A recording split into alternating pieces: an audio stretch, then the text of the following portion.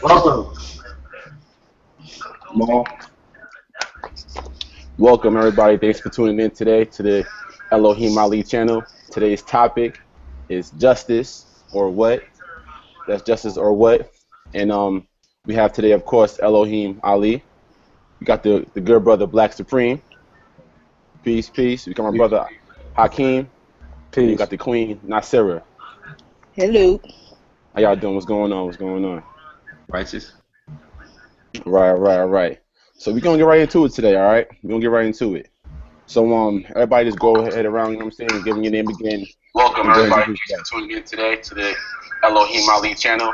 Today's Whoever got YouTube on, Yeah. what? you got to cut it off for me. Running. We have today, of course, Elohim Ali. It's Black Supreme. Black Supreme. Peace. We come on. All right, there we go. Hold on, let me continue, brother. Got somebody introduce himself. Yes, everybody go ahead and introduce yourself again. Go ahead. Start with go ahead, Ali, go ahead, brother. My name is Elohim Ali. Y'all already know. Instagram at Al-Kemes. That's AL_KEMETS. Y'all already know. All right, my name is, I'm sorry. Peace. This is your boy Black Supreme. You can find me on Instagram at Black Supreme. That's it. Black Supreme Power, that is. All right, brother Hawk. All right, well, of course, my name is Kamal Tariq. You know what I'm saying? Follow me at Molly Cuts. That's at MAALYKUTZ. I'm your host today. Go ahead, brother Hakeem. How you doing, family? My name is Brother Hakeem, part of the Nation of Islam. You can find me on Instagram at Hakeem, HAKIM_Wali, WALI. Queen, go ahead, Queen. So I just tap myself? Yeah, go ahead. Okay, hey y'all. My name is Nasira, and y'all can follow me on Instagram at brownpecan_. Okay. All right, cool. So today's not going to be really a debate. It's a discussion. We're kind of going to be building today, talking about this topic. And again, it's justice or what? All right, so I'm going to go over the rules real briefly. So everybody just pay attention. Make sure you get to your point. Don't dodge the questions. No disrespect. You know, we all trying to build. We all family. Don't cut each other off. And if you need to, go ahead and mute yourself because you got noise in the background. Mute yourself because we'll mute you if we have to. All right, so let's go ahead and get into it. All right, so what do you think when you talk about the topic justice or what? And then go. When I think about justice or what, it's more like I was at Justice or Else, and you know what I'm saying, a lot of people there felt like something crazy was going to go down. We felt like there was a lot of energy behind it, a lot of momentum. A lot of people felt like pretty much Farakhan advertised something that wasn't exactly what everybody thought it was going to be. So everybody was wondering what's the or else, and everybody thought the or else was going to be taking your demands to maybe DC or the Justice Department and saying, yo, if you don't give us these demands, this list, then we're going to do such and such and such and such. But for a lot of people who travel from Carolina, from Georgia, other parts of Florida, from Detroit, from Delaware, didn't receive that, and a lot of people felt like it lacked the or else. And so to me it means like I feel like white people are going to start asking us justice or what? Like, what are y'all going to do? Because every time y'all get together, y'all just talk, y'all rally, y'all meet up, and then y'all disperse. So that's what it means to me. Okay, and all right, let's go down the line. Let's go ahead, Dr. Breen. What was can you tell me the question again? Yeah, basically, you know, in a nutshell, did you go to the event, Justice or Else, and what was your opinion on it? I did not go to the event.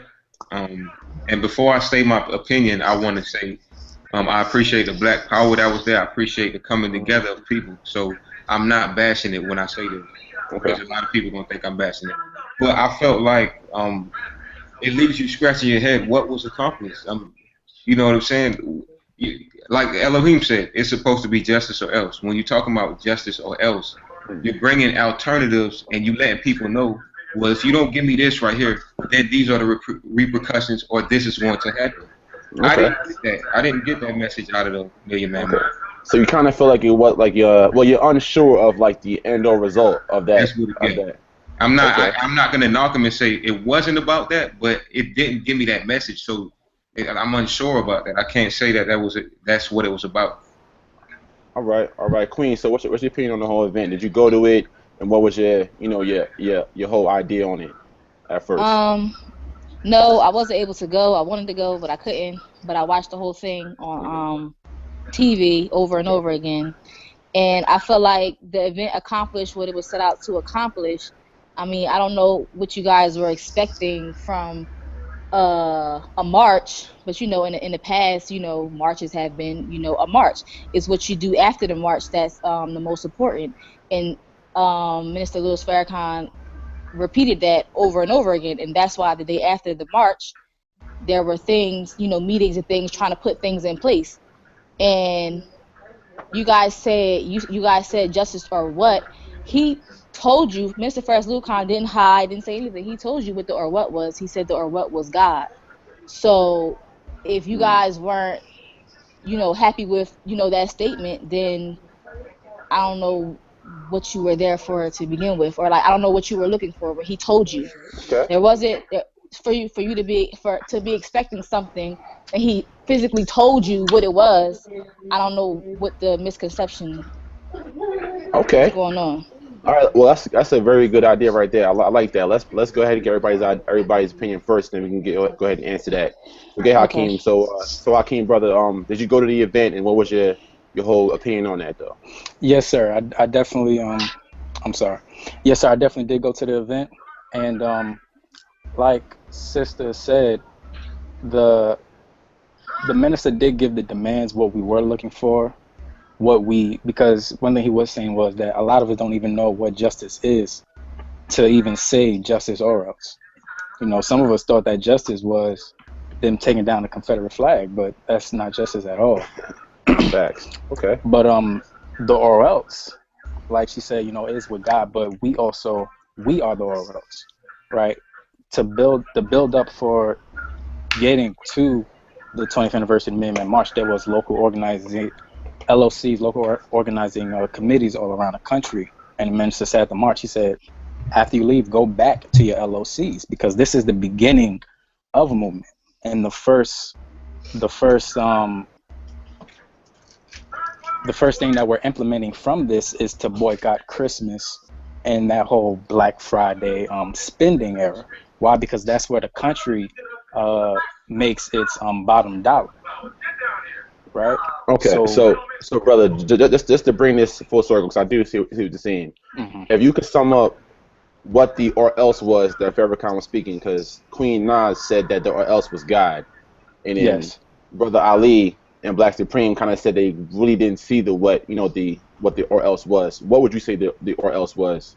The When or else Farrakhan was talking? ultimately is God, but from what we will and put into it, it's us financially removing ourselves from the country. Okay, all right. So now let's bring this full circle again. So so this is to either Brother Ali or to Brother Black Supreme. Now, Queen Nas was saying that it was God. So did y'all hear that, or do y'all disagree? Like, what's your opinion on her saying that? What? I don't know if you want to go first, but Real quick. When you say that the alternative was God, with respect, it's like a Christian telling me something. Like I asked a Christian, what can I do, or what can we do as Black people to get out of these conditions? And what they would tell you is have faith in Jesus and have faith in God. I get that same message when you tell me that. If you ask me, that's the same energy I get when you say it was the God part. yeah, and to expound. Oh, go ahead. Go ahead. Yeah, so I mean, yeah, he said that ultimately the true or else is God. But what you have to realize is he didn't say, "Oh, I'm going to sit back and God's going to do, and we're going to wait for God, and God's going to do this." Right. He's putting action. There's action behind his words. It's not just saying justice or else, and the or else is God, and we all just going to sit around and wait on God. That wasn't the point. Could you break down what type of actions he was talking about? He was talking about the when the it comes withdrawal to, financially from the because American system. well, that's the thing. And that's a pretty big action right there. Real quick, can I add something? Yeah. My concern is, okay, when you say justice or else, now let's say they were to give us justice, would that then mean that we don't need to remove ourselves from the system? To answer it. Oh, you want to? Oh, you can go hot. You go ahead. Well, yeah, if we got justice, then, well, one, justice, we wouldn't necessarily need to remove ourselves. The justice would be them. Because if you watched it, the minister asked, he said, to start, we want 100 million acres to establish our own land and our own country, essentially. So that would just remove us from being their burden and to help us establish something on our own so there can be some type of peace. So, yeah, the or else. Yeah. We wouldn't necessarily be attacking them financially that way, that we would be doing. So they'll still be able to function. But you have I don't know, I think it's over like 40 million black people in the country who are just not, we are the biggest consumer in the country. So if we're being in here and not contributing at all, that causes a problem. But if we aren't here, then that won't necessarily be an issue. But then that doesn't speak to the justice in their part. That speaks to our issues when you put it in that perspective. But can I interject? Yes, sir. All right. Please do. Mark, I think there's noise in your background. I keep switching to you. But this is my thing about what was just said just now. When it comes to both things that were said, when it comes to let's talk about justice before I talk about God. When it comes to justice, if you say in America, justice or else, or we want justice, you're going back to asking them for something that they don't want to give us. And I studied a lot on the Nation of Islam. You know, my hero came out of the Nation of Islam, Malcolm X. And I know what they used to say, which is there is no justice for the black man in America. So I feel like we already know these moves. I feel like we've done this before. I feel like it's like deja vu. You know what I'm saying? Justice for the black man is not attainable through asking. And to me, it seems like almost a waste of time to ask white people for justice and then say, well, if y'all don't give it to me, then I'm going to do this financially. You know what I'm saying? And the second thing with the with God saying that God is the answer, it's even if you don't mean it as literal, just God gonna come out the sky. The problem with saying that to people is escapism, and escapism is when you use an idea or a drug to escape a certain situation. So if I say to somebody, yeah, don't go in your hood and change the community, which I've heard, because Jesus is going to come back and save us, so you don't got to worry about it. Now the person feels accomplished protecting their head by praying to Jesus. So if I tell a bunch of people at Justice and Else, you want justice? God going to give you justice. Pray to Allah. Pray to God. Or God going to bring it down to you. Submit to God. There's going to be people at that rally, not everybody, but there's going to be people at that rally who feel accomplished just by submitting to God, just by being there, just by saying that I believe in God. Not everybody, but there are going to be people who escape from the situation by saying God got it. Okay. All right. So I don't want to get too far off topic. So let's kind of bring it a little back. All right. So we already talked about what the or else was, what we think the or else was, what we all have our opinions on. So now, what would be the justice that we're talking about? If we were to receive this so-called justice, what would it look like? And with that justice, does that come like integration? Does that come with us, being unified? Like what is this justice that we're gonna look like that we're asking for or we're trying to achieve? Anyone can go ahead and go first. Justice. Can I go?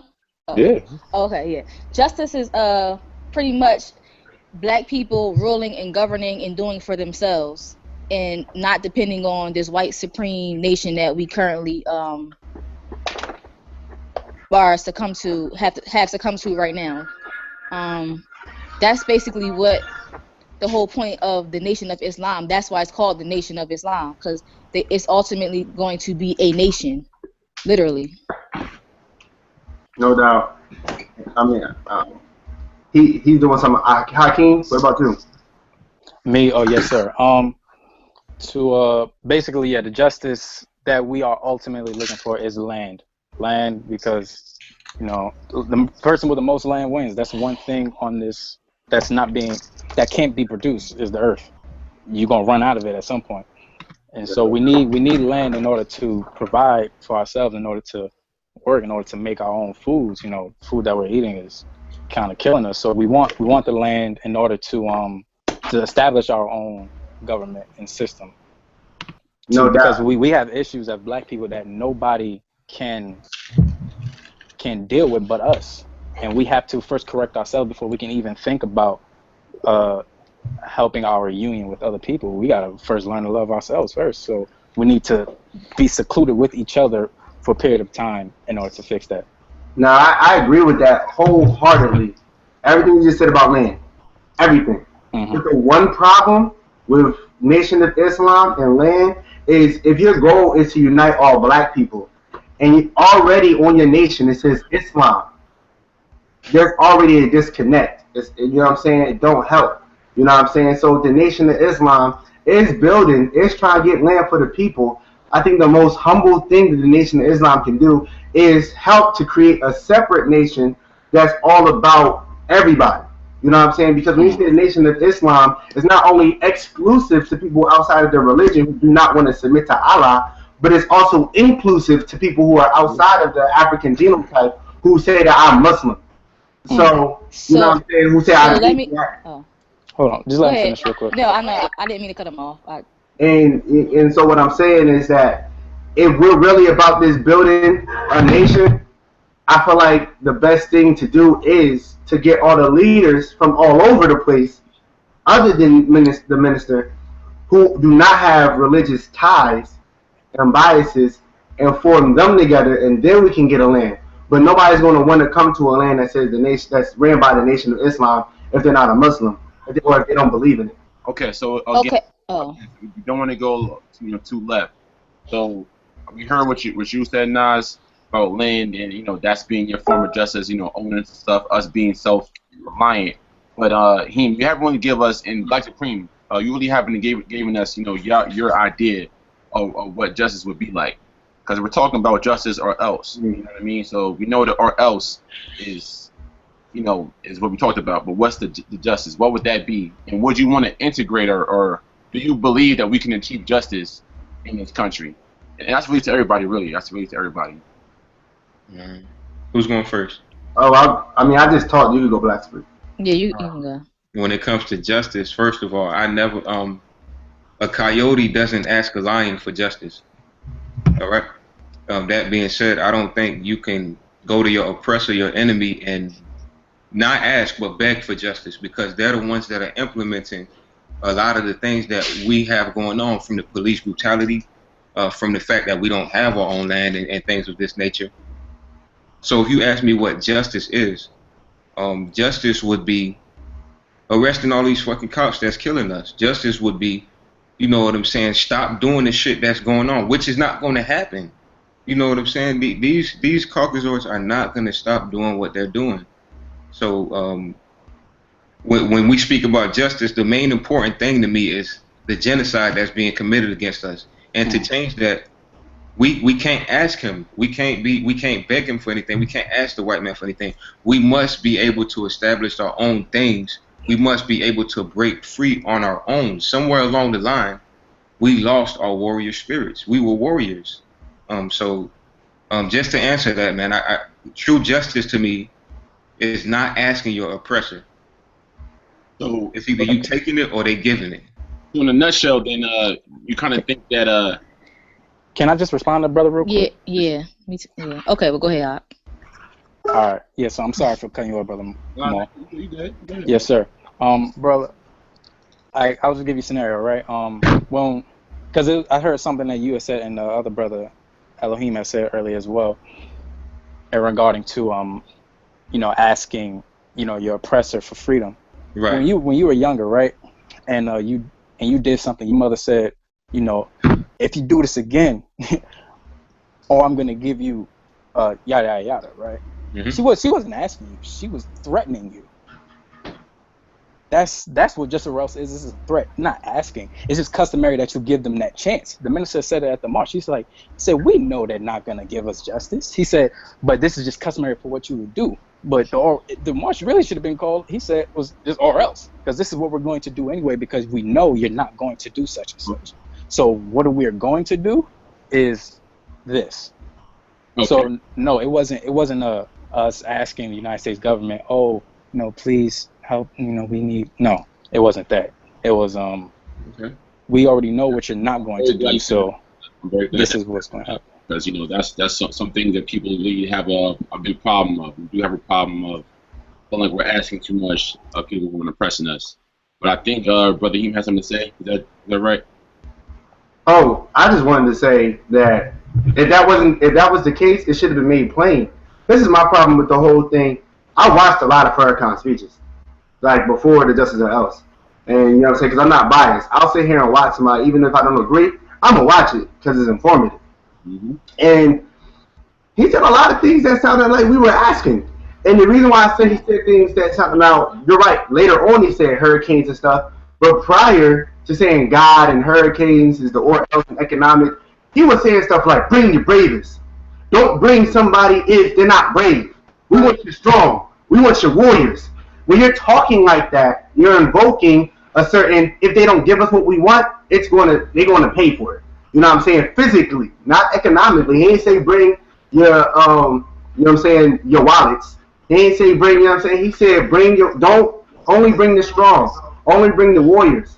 You feel me? So you can't say that and then be like, well, I mean, I wasn't really saying that I wanted y'all to fight. I was saying that I just wanted y'all to come and hear what I had to say so y'all could go home and not spend money on Christmas. You can't do that. You can't make people feel like it's something that it's not. If it wasn't a question, why put justice in there? Why not just say the day we come together to change the world? Like why did you make it like it was an ultimatum if there was no ultimatum? Okay. Well, you're saying okay. I kind of do want to go into the next topic a little bit. Since we go ahead and you went ahead and did mention Farakhan and we kind of his credibility. Like how do we all feel about Farakhan as a person? And let me just give you guys some background information or give like a little picture I'm going to paint here. We're looking at a brother or a leader, if you will, that's been around for a very long time, has been prominent for a very long time. And he allegedly speaks against the powers of white supremacy.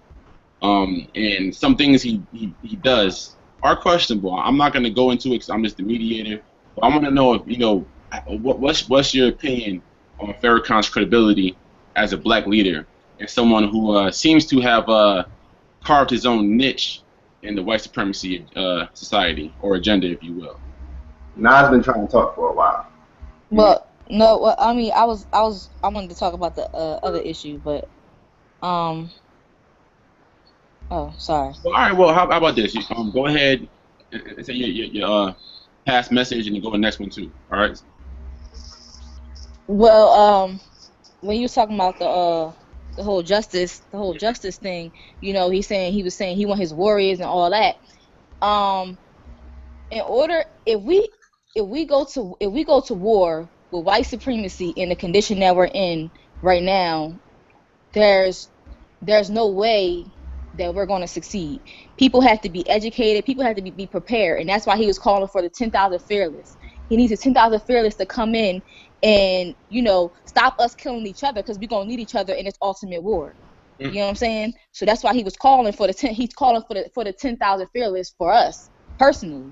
So not even to cut off, but real quick, wouldn't that make it then a problem for us, and wouldn't that box out the justice part?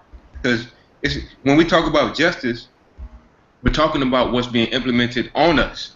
Now, when we talk about black on black crime, that's not justice. That's us we have to work on ourselves. We can't get justice with them until we have justice with ourselves. I understand. That's cool. I agree with that part. But when you do a march in a whole assembly and they name it justice or else, I don't get the message that we have to clean up our black on black crime, which is what we need to do. But I get the message that we have to fight against white supremacy that's committing genocide against us, or keeping us low. I don't. So when you say that, real quick, when you say that it's about us cleaning ourselves, that's more so a problem that we have to worry about, and we wouldn't have to send to our oppressors or our enemies. We would just have to tell each other, let's clean ourselves up. So I didn't get that message out of the Million Man March. Oh well, he said we're at a war on two fronts. We're at a war with the government, and we have a war with ourselves, because like I said, we can't get nowhere. There's no way that you're going to get. Just think of for instance, think of the black men around America today, how they are in the condition that they are. They're not in no condition to fight no war to create their own nation. They're nowhere near ready for that. You have to get ready for that. It's a process. That's understood. So if we gonna ask, okay. No, I say I understand what you're saying. So if we want to get to we're gonna get our freedom, we're gonna get our justice, we gotta come together ourselves, or nobody's gonna take us serious. We're not even gonna take us serious. Okay. I hear you. All right. So like I said, I do want to kind of wrap up that topic and go into the next one, which again, it's kind of just the credibility of Farakhan. Like, is he really a credible leader? Should we have faith in him as someone that's telling us what to do? And what is the true agenda? Because it seems like, from what y'all been saying and what I've been hearing also in my own time, that it's kind of it's really an ambiguous notion going on after this justice or else. We really don't know what the whole point is. So again, do we confide in Farakhan? Is he somebody that we should listen to? What's your opinion on Mr. Farakhan? And go ahead and go first. Hakeem, go ahead. Well, I mean, me going probably don't. I mean, being in the nation, I'm pretty sure y'all can already guess how I feel about him. So I'll just wait for everybody else to go, and then I'll respond. Fair enough. Hello, you want to go? What's up? Oh, I mean, if I go, I'm dropping bombs. Let me go right quick, because I want to eat my cookies or whatever, my crackers. So I'm gonna just go ahead real quick. Now, when you look at Elijah Muhammad and Farakhan, they talk bad about Malcolm like he's a traitor. Am I lying? No, you're not. No, I'm asking the people that represent his side. Am I lying about that? Does he talk to him as a traitor? Yeah, they represent him, like when they speak to him, when they speak about him, they talk about him like he's a traitor. Am I lying about that? Now, we do want to kind of just let you talk and get your whole, Okay. I just don't want to say anything that nowadays. No, sir. I mean, he just reflects on whenever he's asked, reflects on the story about what happened and what's going down. Sure. If you want to talk about 1974, Minister Farakhan, probably maybe when he was young. 95 when he told the story on it. Yeah. Oh yeah, when he said if he was our traitor, yeah. Okay, I mean, how would Americans speak about Benedict? No, that's cool with me. So if they could take that approach, you know what I'm saying, and you was about to break it down, if they could take that approach, you know what I'm saying, I would feel like it's safe to take the approach and say Farakhan is also a traitor. This is why I say that. Number one, after Malcolm X died, he started talking a lot of mess, started saying things on how he deserved to die. Number two, not even at a point, Farakhan, he's inviting Scientology, you know what I'm saying? And I'm not saying he put it in the nation, but this is something that he invited. This is something that he's about. And if you do the history on Scientology, this is the same thing that they used, the same people that was experimenting on slaves. Another thing, Farakhan is teaching us to hate ourselves when he says things like, "Oh, we need our hair is like the hair on our eyebrows, and right now our hair is like the woolly, quote unquote, nappy hair. That's not good hair." He doesn't teach us the things that Malcolm taught us. Yet Malcolm is called a traitor. So I feel like if it's safe to call Malcolm a traitor, if it's safe to do that, then I feel like I'm within my boundaries to call Farakhan a traitor also. Well, big brother, to respond to your point of view, I'm not sure where you got the quote that he said the hair on our hair is not good hair. I could show you. I could show you. All right, But go ahead. I mean, but we don't. I mean, that's fine. We're gonna go into it. Just that is what you're talking about in regard to the eyebrow thing. That's a history that like if you look at Malcolm's name after his name was El Malik Shabazz, right? Shabazz was a history that we got into in from the Nation of Islam was a scientist that, because at a point the land that we refer to as Africa, which is named after an Italian Africanus, was people didn't really inhabit that at a certain time frame.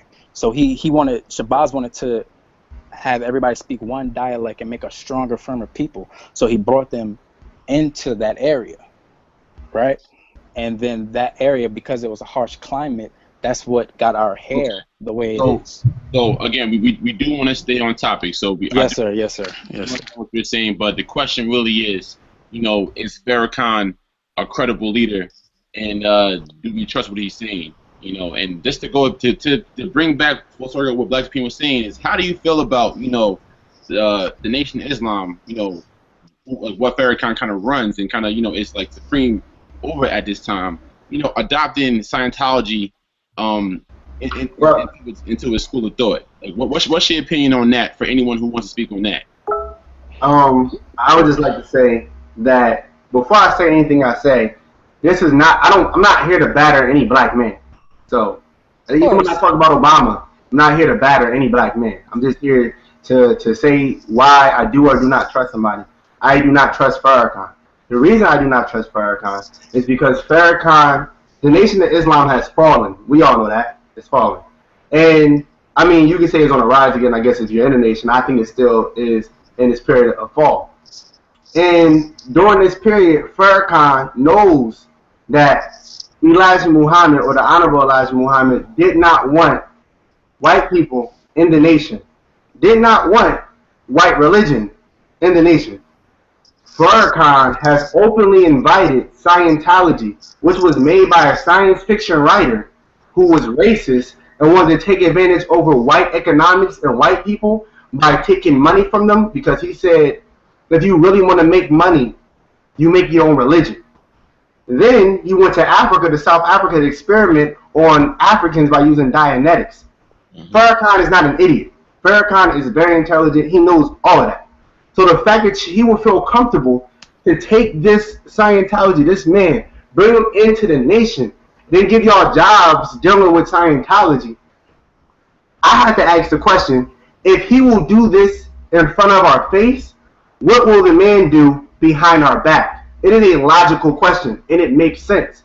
Farakhan does a lot of things that I cannot really get with. It's really that simple. And I'm not trying to disrespect the man, but the man's hair has chemicals in it. I don't care what nobody say. I seen Farakhan's hair when he was younger, and I see it now. It ain't what it should be. You know what I'm saying? Farakhan, the way he speaks of Malcolm X, I'm not going to bring that up because I just told y'all he's my hero. I don't want to sound biased. But I didn't like that. There's a lot of things that Farakhan does that to me seem a little sly.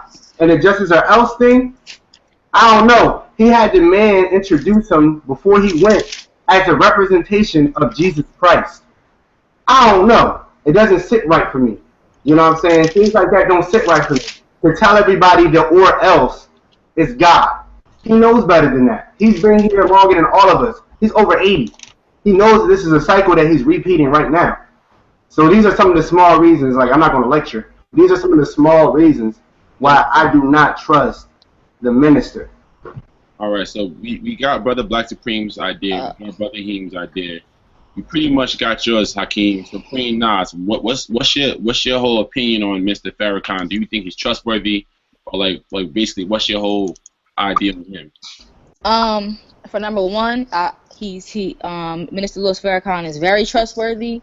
I will say that in the Nation of Islam, it comes with teachings, and number one, I just want to put it out there that you guys keep saying Farrakhan this and Farrakhan that, and you're putting that on the face of the Nation of Islam, when you need to be saying the Honorable Elijah Muhammad said this and the Honorable Elijah Muhammad said that. Nobody ever wants to say that because that's who his teacher was. And then you bring up Malcolm X. That's who Malcolm X's teacher was, and the Honorable Elijah Muhammad had a bunch of Malcolm X's. Malcolm wasn't the only one. He was the one, who spoke to the world, but he wasn't the only Malcolm that the Elijah Muhammad had. So when you talk about Malcolm taught this and Malcolm taught that, no, the Honorable Elijah Muhammad taught this and then Elijah Muhammad taught that. But also a lot of times people who have not gotten the teachings of, am I still on? Yeah. Oh, something popped up. People who have not gotten the teachings from in the nation don't fully understand the minister when he's talking. Some things that he say you guys don't comprehend because you have not had the full teachings. So for you it might go left, like I always say. People on the outside of the nation, it was like you have to know the nation to know Malcolm. Can I rebuttal? And if you're not in the nation, you don't really know the nation. I used to be in the nation. Can I rebuttal? I just want to rebuttal before you. Like I was gonna say though, this right now it's time for rebuttals. So it's kind of like our freestyle portion right now. So the general topic is the Nation of Islam and Farakhan. So we can kind of just build on it. Don't cut each other off. Try to listen and take your turn. But go ahead, Hakeem. Go ahead, respond to how you feel about what Hakeem was just talking about. Well, she know how I feel about it. I was hoping Hakeem was on here. I don't know what happened to the brother, but I hope he comes back. No, what I was going to say is this, pretty much, that I understand that that's what they teach in the nation, because you also have to understand that somebody looking from the outside in can also make a academic critique on something. You know what I'm saying? Sure. Right now I'm making an academic critique on the Nation of Islam. From what I know from Malcolm X, what Farakhan has said, and from reading things from Elijah Muhammad and reading things from Farad Muhammad. That's where all my information is coming from. Malcolm X, yes, he was a spokesperson, but we all know he grew out of that. So yeah, we can say that at the beginning, Malcolm X was nothing but, and I'll make that clear, he was nothing but a spokesman. He admitted it himself. He spoke for Elijah Muhammad at all times. But let's not forget that Malcolm X's father was a Garveyite. And when he spoke about Pan-Africanism and loving your features on your face, that did not come from Elijah Muhammad. I repeat, that did not come from Elijah Muhammad. That was not in Elijah Muhammad's teachings. As no, say that. Go back and say that again, because I missed it. He did not speak about.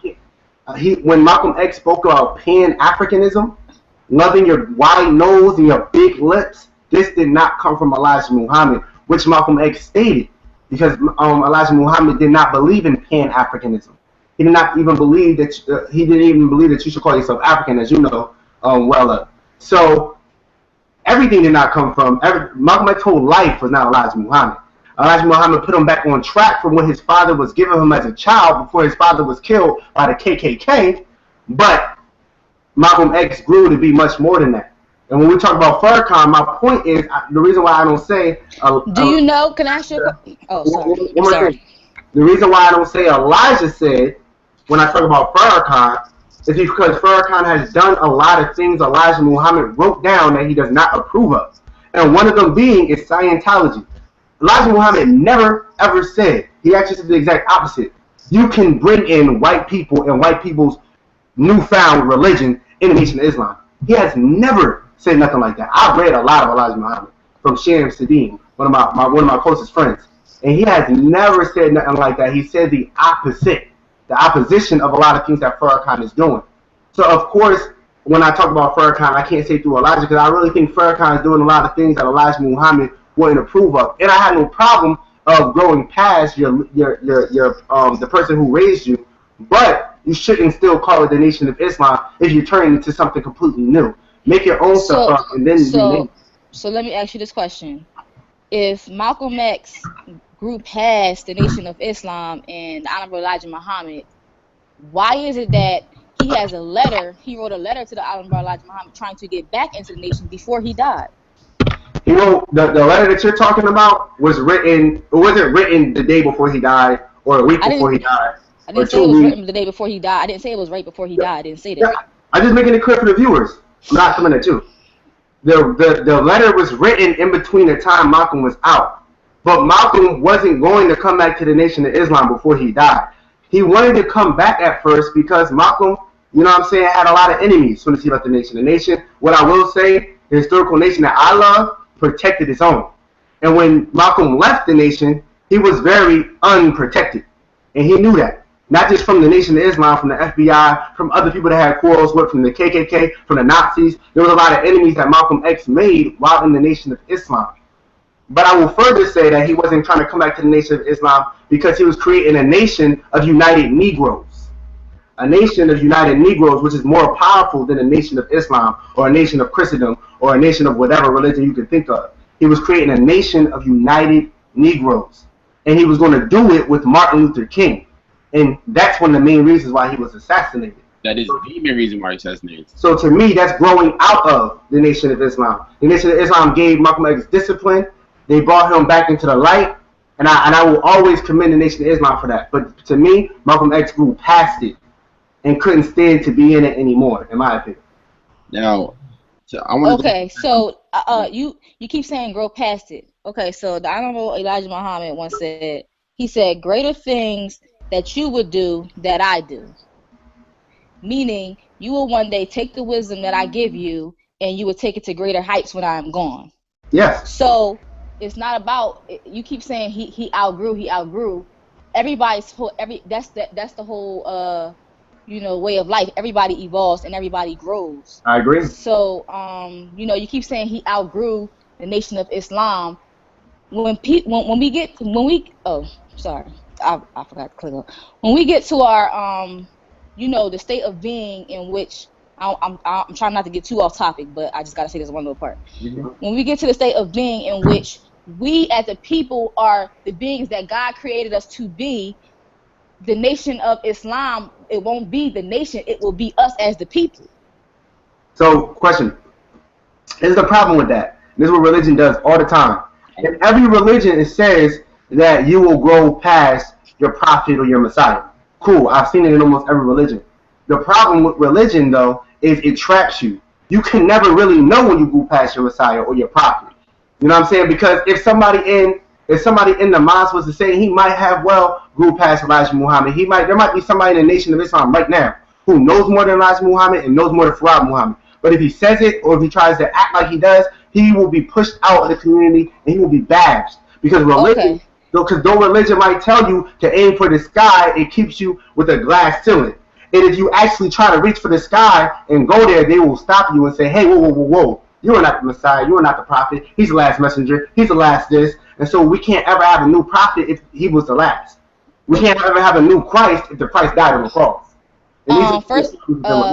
Okay, well, now we're kind of off topic, but I just answered that question. You keep saying we'll never have a new this because he's the last this and we'll never have a new that. In the Nation of Islam, number one, we don't separate none of the prophets. We know and we appreciate all of the prophets that have been given to us. So for you to say we won't accept this and we won't accept that, that's not true because we've accepted Moses, we've accepted Abraham, we've accepted all these people. So what are you talking about? Yeah. I don't think you're getting what I'm saying. Hold up, Mom. I don't think you're fully getting it.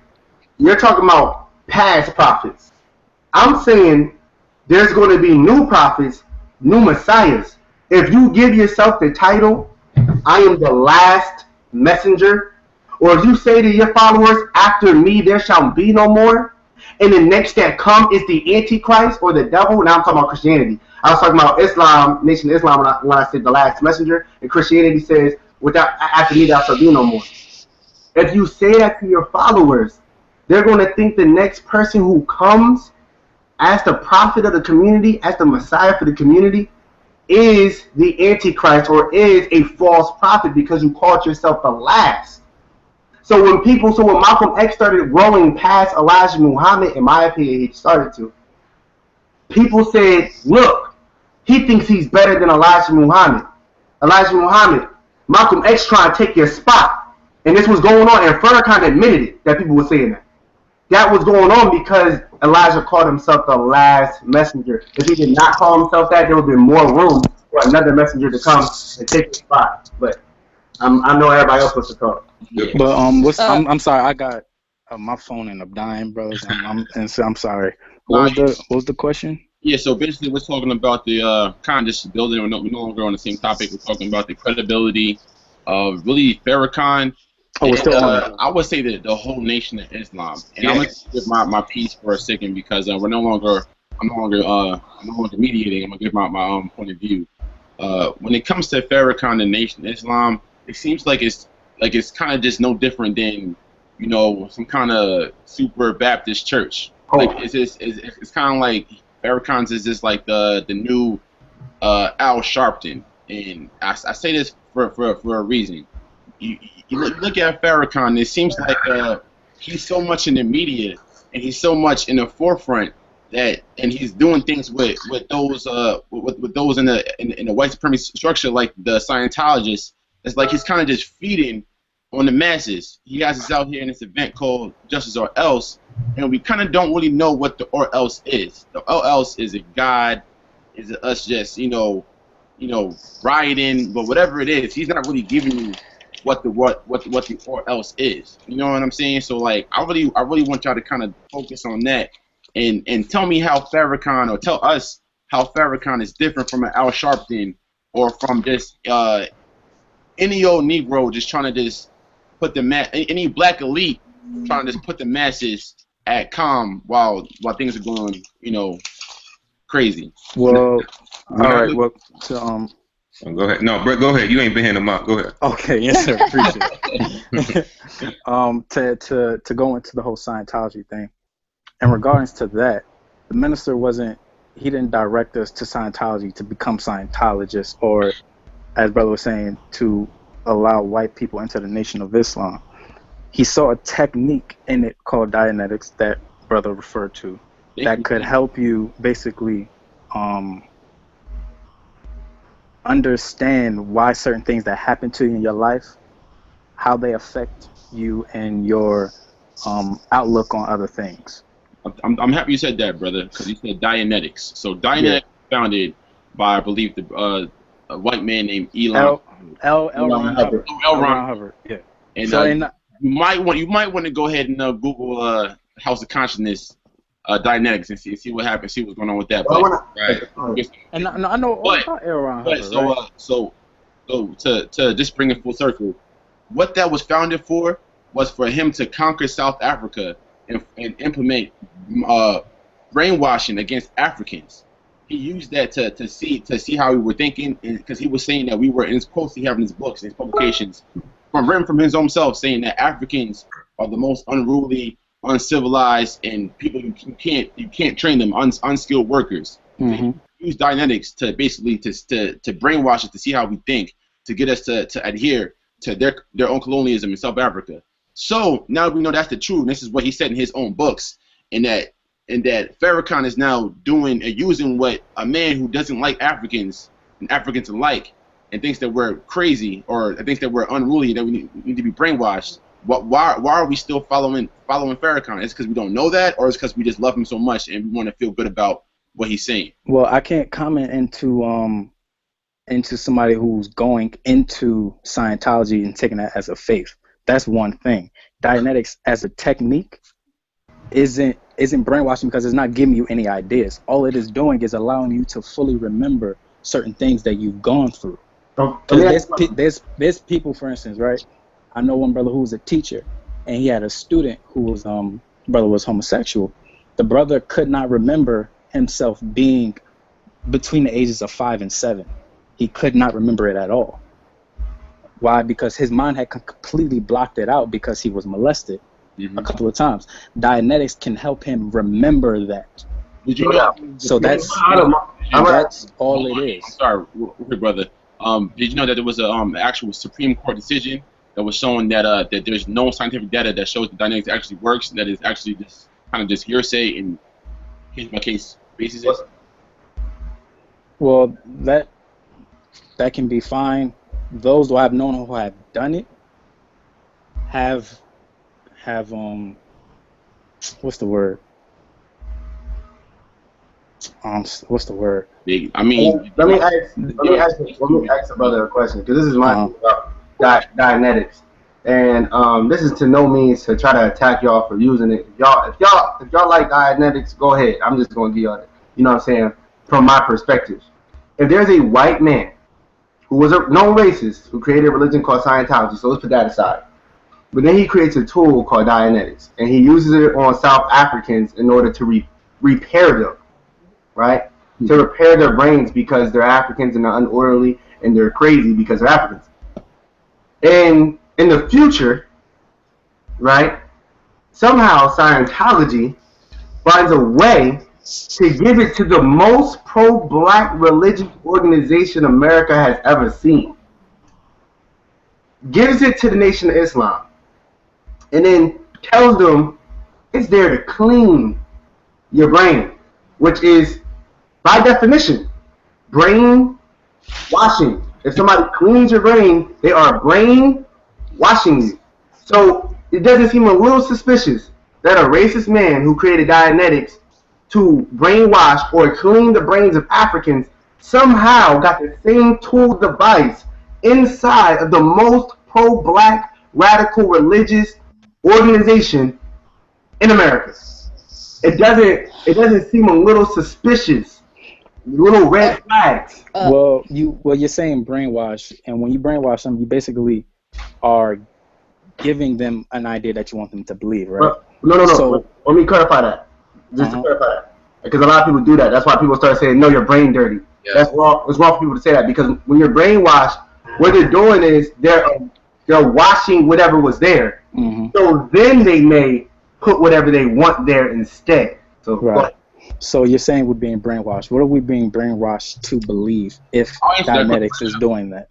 Definitely. So I think we all forget that even though Nation of Islam is a tailored version of Islam for for Africans in America, you know, Islam really is nothing more than a Arabized version of Christianity, because Islam does come from Christianity. From New Jersey. Okay. Yeah, it does. Look at the actual do language research, do etymology. The actual Quran was first written in Christian language. And all of the first prophets of Islam. Somebody, it's like something's going on here. Something's going on, family. I think Elohim. Y'all gotta. I think it's Elohim. He's muted. He muted himself. Yeah. Hello. All right, you're good now, more. Oh, you couldn't hear me at all? It was like blah blah blah. Yeah, like it was. I'm sorry. Now I was talking about dang, what you just now my whole train of thought is crazy. I would help you, but I couldn't hear you. I can't even help you figure it out. Yeah, me neither. Talking about Islam and how it's brainwashed, or Nation of Islam. I was saying that we know that Nation of Islam is a form of Islam just for Africans in America. But you have to understand that what Islam was just a Arabization is a culture of Arabs that was imposed on us during the trans-Arab slave trade. So it was nothing different than Christianity and how that was given to us. We were enslaved and given this religion to follow it. Furthermore, Far Muhammad didn't look black to me. I don't know he don't look black to y'all.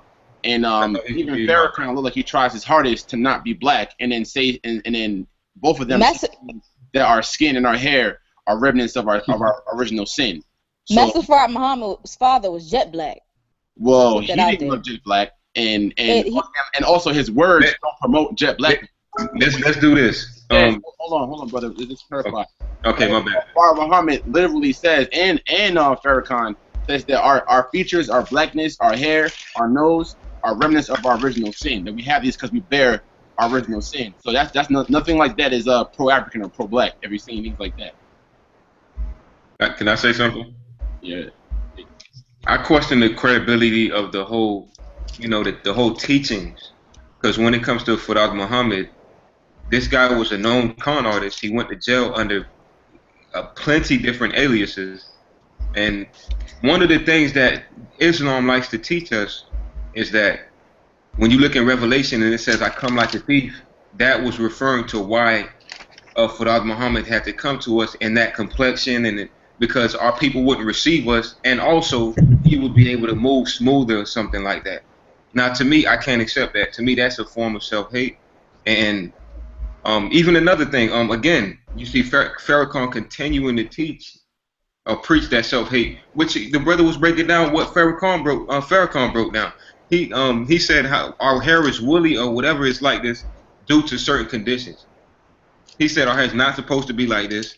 You know what I'm saying? Long story short, I question the whole credibility of Islam because the only thing that I can get out of it is, yeah, it has a lot of moral teachings, but it also preaches a lot of self-hate. And anything that preaches self-hate, that's destructive to our people.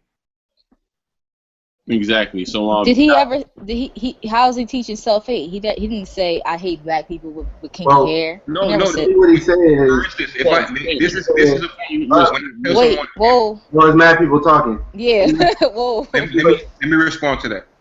That for instance, if somebody say, "Oh, well, good hair is straight hair," and you know your daughter has quote unquote nappy hair, that would teach her that her hair is bad hair. I didn't have to tell her that I hate your hair, but indirectly I just taught her a form of self-hate. You get where I'm coming from? I think she was talking about the quote itself. Like, No, I was giving her an example of what Farakhan is doing. He's teaching us that our natural hair is supposed to be like the hair on our eyebrows, and this is a result of us degrading or something. No, sir. Never. The African. Oh, so, go ahead, Hop. Um, I'm gonna piggyback off of you. never said our hair being like this was degrading. What it was that our hair was originally like how it was on our eyebrow. So for me to say to you like, yo, you used to be a Jets fan, but now you're a Cowboys fan. I'm not saying you bad for cheering for the Cowboys now, but the fact is that when you was younger, you had a Jets jersey. Oh, all right, but let's try to explain. Hold on. Listen to the main point. So this is exactly what Farakhan said, so that we can't get no way around it. Farakhan said that our hair, first I'm going to take it from the point where everybody's saying our hair used to be straighter, like the hair on our eyebrows, our nose used to be thin, and our lips used to be thin. That's one. He said that. To me, that's not average. Okay. That's one. I'm not sure where you're quoting for because I can say that, you know, I can say Elohim said that. Hold up, brother, hold up. Oh, I'm sorry, I didn't hear you. You can go look that up though. That's everywhere all over YouTube. Like it went like viral 2 years ago. But this is not unfamiliar though. Cool. So then after that, he goes on to say how it happened. This is the part where people have the problem with, right? When he goes on to say how this happened. He said that the tribe of Shabazz, right, were not following the orders of the gods, the council of gods, right? And that, or the council of Elohim, whatever you want to say, the council of gods.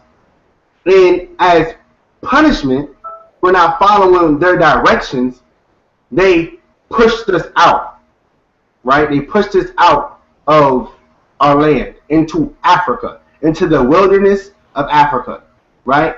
And West Africa. And then West Africa, wilderness of West Africa. And then as a result of being in Africa, in a part of our punishment, our features changed. Now, what the brothers are saying is, if you say that, it sounds similar to our sin being the result of our features today. And if that is the case, it sounds like self-hatred. That's what the brothers are saying. That if my sins of my ancestors is the reason why I look like this, then you are saying that my sin is the result of my looks, and that is making me hate myself. If I teach a child that your nose is like that, your lips is like that, and your hair is like this, because your ancestors were sinning against the gods, it does not teach self-love, but it teaches self-hate. That's what they're trying to say. All right, so now we are going over time. We're going to wrap it up, but before we do that, I want everybody just to, say your end piece on whatever you want to feel like with this whole topic about brother, can you let them, I want to let them rebuttal for at least 5 minutes. Let them do that. We're doing now. That's what we're doing now. So just say everything you have to say about what we're saying, and just get everything off. So I want us to go ahead and start with Queen Nas. You go ahead, and then Hakeem, back to Cream, and I'll just end last or what have you. Okay. So, go ahead, Hop. I'll say you go ahead. Oh, okay. So first of all, our hair didn't change because of our sin. Our hair changed because of our environment. The kinky hair is unique to the West African. Unique does not mean that it's a bad thing. We do not hate. You don't hate when somebody is unique in a way. It's unique to us.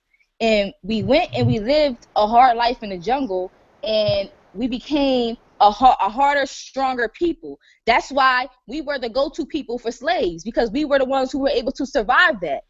They came in contact with other Africans. They came in contact with the Indians, all that, and they all died because they were weaker. Because they were weaker. The life in the jungle, it changed our hair. It wasn't a sin that changed our hair. I don't know why you said that. That's not what I said. But go ahead.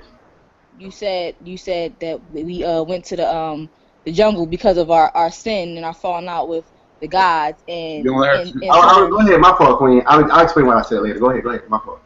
Right, but it made us a stronger people, and we're not saying people with kinky hair it's like less of a black person or anything like that. It's not self-hatred at all. I mean, it's just it's a unique feature is what the point is. It's a unique feature. That's the word when you talk about black people's kinky hair, and we all should be proud of it. But it's the word is not like a sin or it's bad. It's a unique feature to the West African. Okay. Now I'm timing everybody's last rebuttal. So how you can go ahead, brother. Yeah. All right. So to end off this dialect, because because if we're gonna end it off, then I just want to refer to everything as a whole. Oh, yeah. Go ahead. So in regards to justice or else, one thing, like brother was saying, he was talking about how suppose you do get another land, and if it's Nation of Islam, who's gonna want to go to that, yada yada. Right now, we're at a point where we just gotta focus on uniting, because like how we were going back and forth on this subject right now, right? We could do that all day. Go into scripture, talk about this, quote that, because at the end of the day, our perception is real to us, But one thing that I feel as if we all can unite on and all talk about is that we as black people need to be free. And that we as black people need to gain a love for ourselves that has been lacking. And so I feel as if that being spearheaded as the focus, we can fix all the particulars once we finally do that. But until we do that, then everything is just gonna create more argument while we're still like Sister said, we're fighting war on two fronts. We over here worrying about arguing with each other while somebody else is over here taking the benefit of all the resources in the land or the world, So that's just my piece. Okay. Dr. Supreme, go ahead, brother. My end piece is when it comes to Islam, I used to you know what I'm saying, I used to be up under that doctrine. Used to go to the mosques, and I disagree with it, you know what I'm saying, for a variety of reasons. Not my people, but I disagree with the doctrine. I disagree with the fact that you have to, acknowledge Elijah Muhammad or acknowledge, this other dude as a master. That I just disagree with that. Those are some of my reasons why I can't connect myself with Islam. But when it comes to the teachings and the unity, I'm all for it. You know what I'm saying? When it comes to the Million Man March, I look at the positive aspects. We came together. We showed a lot of black unity, even though there was a lot of Caucasoids there. We showed a lot of black unity. We showed a lot of black love. A lot of people. It opened the gateway to boycott BET. The next day, BET lost 1 million views, and I can guarantee the Million Man March played a huge role in that. So I can always look at the positive aspects of what our people do. You know what I'm saying? So that's what I'm saying. But again, I disagree with Islam. I disagree with Farakhan. Disagree with Fuad Muhammad. But I agree with truth though. So if they had truth they spoke, that's cool. But I disagree with them. That's it. That's all I'm saying about that subject. Brother. All right. Signing out. I just wanted to comment on a few things. Me and Nas talked about this a few times. I don't think the statement that pinky hair was unique to Africa, and I mean unique to West Africa, and wasn't found anywhere else but West Africa. I highly disagree. No, I didn't say it wasn't found anywhere else in Africa, but it's traced back to that area in Africa. Okay, great. Now what I'm saying is that the original people had kinky hair, and that the story in the Nation of Islam makes it seem as though that the original people had straight hair. So what I'm saying is that the evidence shows, because the older we find Africans, whether it's in ancient Egypt, whether it's in West Africa, whether it's in Ethiopia, whether it's the Sand people, their hair only gets kinkier. It's not like it's getting straighter as further we go back in time. It's just getting kinkier and kinkier. So that's one reason why I disagree with, you know what I'm saying, the whole the straighter thing. Two, I don't think that I don't know why, but nobody really addressed the nose and the lip thing. He's, you know what I'm saying that we had a thinner nose and a thinner lips. And I just wanted to say what I meant earlier. I wasn't saying that. He said specifically, you have your nose because you sinned. But what I'm saying is that if our sin created this chain of reaction to go into Africa, and Africa or West Africa changed our features, then it's like saying your sin is the reason why you look like you look today. If our sin was the cause and effect or the chain reaction to how we look today, from us going to Africa, West Africa, changing our features and looking like this, whether it made us stronger or not, the sin is the reason why we got to where we at right now as far as how we look. That's what I was saying. Further point, I think the Nation of Islam teaches self-hate because of Farad Muhammad. Don't get me wrong.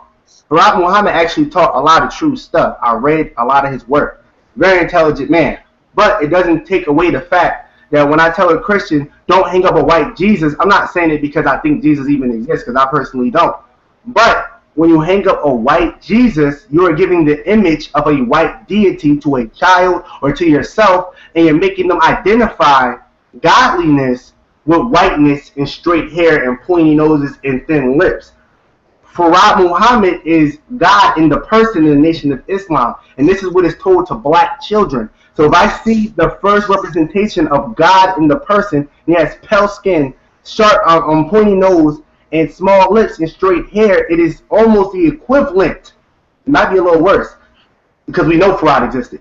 It's almost the equivalent of a white Jesus hanging on somebody's wall. So to me, that's a teaching of self-hatred. Not a rap stuff. I can't hit on everything I wanted to hit on from everything that y'all say. So I don't think you can unite with religion. I'm going to sum that up by saying every time in history we find religion, we find separation. If the Nation of Islam wants to unite us, it needs to drop Islam, in my opinion. Drop Islam. Practice it if you want, but drop Islam and then build a nation. If you want to build a nation, you can't. What is okay? Let me ask you this. Hold okay, on. This is yeah. We gotta wrap it up. Okay. Go ahead, Nas, real quick. Go ahead, Nas. No, I was just going to ask a simple question. I was going to ask you, do you know what Islam is? Yeah, Islam is a submission to Allah. No, that's what Muslim means. Islam means peace. Islam means peace. Islam means peace. Ooh. So are we supposed to drop peace? All right. No. Let me answer the question. Islam, right? When I say Islam, I don't want to play semantics, which is like, arguing words. Mm-hmm. But when I say Islam, we all know I'm talking about the culture of the religion of Muslims. So, right, there's two definitions of there's about three definitions of Islam. But the Islam that I'm talking about is the Islam practiced culturally around the world by doctrines, mosques, what you wear, how you act, what you eat. This is what I'm talking about when I say Islam. And so I know it's not, and I know when he says it, I don't think they mean the nation of peace.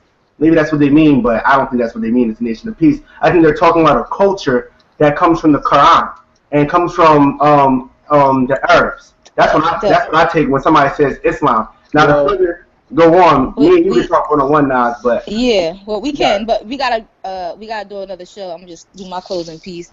I feel like the Nation of Islam. That's the its ultimate goal is peace. As people, we cannot function, and we cannot evolve, and we cannot grow without peace. Peace is the whole key to it. Well, I can't say everything I'm gonna say, but I just want to say that I want to piggyback off of what Hawk said. I gotta finish. You're not done? Nah, I'm trying to wrap it up real quick so we can get out of here. But I gotta talk. I'm sorry. So what I'm saying is that the Nation of Islam, if it really wants peace and it really wants to unite black people, it needs to drop Islam, because no matter what you think when you hear Islam, when I say Islam to the average person, they think Muslim. They think a group of Muslims. And if we want to unite people, we cannot start unification from a separation. You can't do that. So moving on, Justice Else was the result of escapism. To many people, a lot of people who went there felt like they did something when they did nothing. I'm not talking about y'all, but I know a lot of people who went who felt like they changed the world because they went there, which they did not. Religion traps you; it doesn't set you free. Intellectual discussions are key. So debates, intellectual discussion, though it seems like we're at war with each other intellectually, is actually the key because it's opening minds who are watching this right now and helping them expand past things like racism, like religion, like spiritual bondage. You know what I'm saying? Physical bondage. These conversations are what we need for the battle of the mind. And I just wanted to end by saying I'm too cool for white people. Those who don't understand it have not been following me on my Instagram.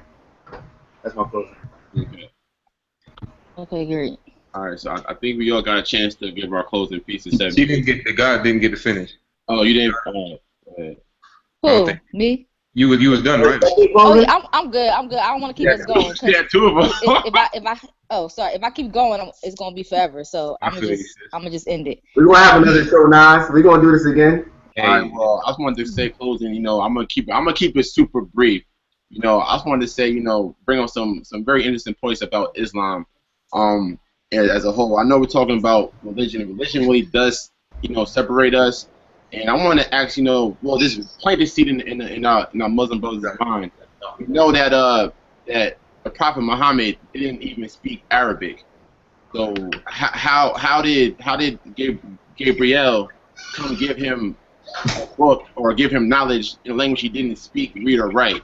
So that's one thing that's really kind of like weird and kind of like off-putting to me.